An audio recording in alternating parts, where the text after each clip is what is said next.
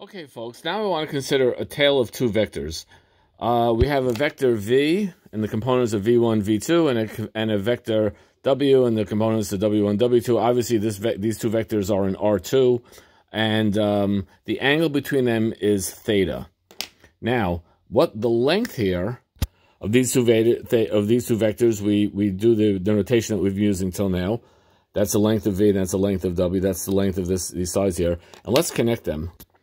The length of this third side is this right here, and this is something that we've shown in the previous videos.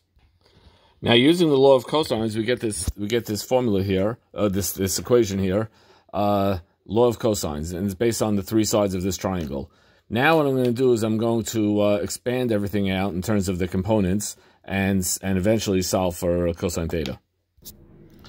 Expand a bunch of things out, cancel a bunch of things.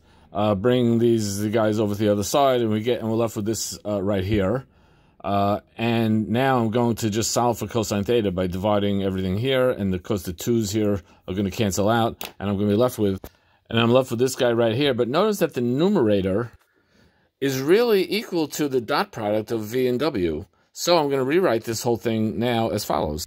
Cosine theta is equal to v dot w over vw lengths.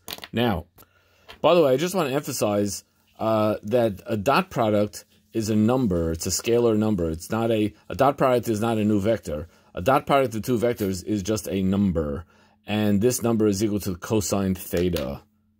Now, we just established this for R2, but you could do the same. We could do a similar proof for R3, and we could generalize this for Rn, and this is the Rn definition of cosine theta. I also like to point out that this fraction will always be less than, or the absolute value of this fraction will always be less than 1. It'll always be in the range of cosine theta. Just a very important side point. It was proven by, it was a theorem called the Cauchy-Schwarz inequality, and that's kind of important. The textbook goes into it in this section. I'm just going to mention it as a kind of a footnote. Let's see if you can do this example here. Find the angle between w, which is the vector -4, 0, 2, -2, and v, which is this vector 2, 0, -1, 1. Notice these two vectors are in R4. And you may say, hey, it's kind of weird finding angles in 4 dimensions. It doesn't really make a lot of physical sense, but we're going to see it doesn't make sense, but it does make a little sense, as we're going to see by doing this example. Let's see if you guys, I want you to pause the video, see if you can figure this out using the formula that we just derived. And we get -12 over square root of 6, square root of 24, which just winds up being -1. So cosine theta equals -1.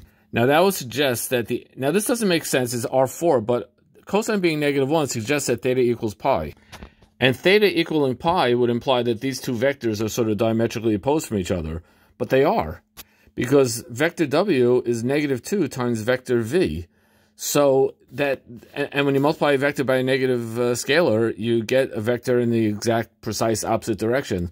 So even though you can't really picture R4, but it's kind of consistent. Isn't that awesome? Yay!